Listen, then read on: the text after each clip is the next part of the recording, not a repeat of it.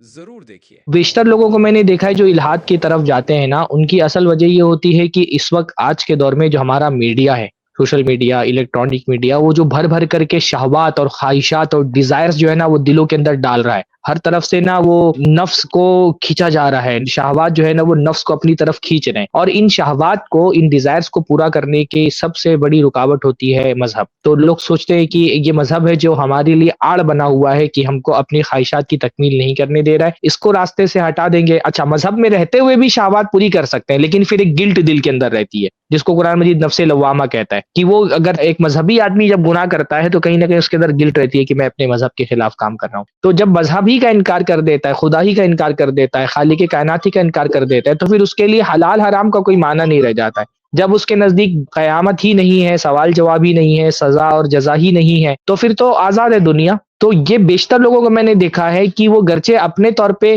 اللہ تعالیٰ کے انکار کے لیے شبہات پیش کرتے ہیں، عقلی دلائل دیتے ہیں، لیکن اصل مسئلہ یہ نہیں ہوتا جو وہ بول رہے ہیں، ان کے دل میں اصل میں شہوات ہوتی ہے، جس کو قرآن مجید نے فرمایا نا، لا اقسم بیوم القیامہ ولا اقسم بالنفس اللوامہ ایحسب الانسان ان لن نجمع عظامہ، کیا انسان نے یہ سمجھ کر کے رکھا ہے کہ ہم اس کی ہڈیوں کو جمع نہیں کر سکتے؟ بلا قادرین علی ان نسوی بنانا، ہم تو اس کی انگلیوں کے پور کو بھی درست کرنے پر قادر ہیں۔ بل یرید الانسان لیفجر امامہ، انسان کا اصل پرابلم یہ نہیں ہے کہ اس کو اللہ تعالیٰ کا وجود یا اس کو قیامت کا آنا یہ سمجھ نہیں آ رہا ہے، مسئلہ یہ ہے کہ وہ گناہ کرنا چاہتا ہے۔ یسأل ایان یوم القیامہ، اس لیے پوچھتا ہے قیامت کب آئے گی۔ تو اس انکار کے پیچھے عام طور پہ آپ دیکھیں گے شہوات ہیں، آرزویں ہیں، ڈیزائرز ہیں۔ اس لیے جو زید بھائی نے کہا نا کہ بھائی انبیاء کا جو طریقہ دعوت ہے ٹھیک ہے، اس میں ایک تک کے لاجیکل آرگیومنٹ ہے، لیکن صرف لاجیکل آرگیومنٹ نہیں ہے، ایک ایموشنل اپروچ بھی ہے۔ آپ قرآن مجید کا جو دعوتی مزاج ہے اور جو قرآن مجید کا ایک دعوتی اپروچ ہے، اس میں آپ دیکھیں گے تو جہاں پہ آپ کو لاجیکل ایک وہ بھی ملے گا، دلائل بھی ملیں گے،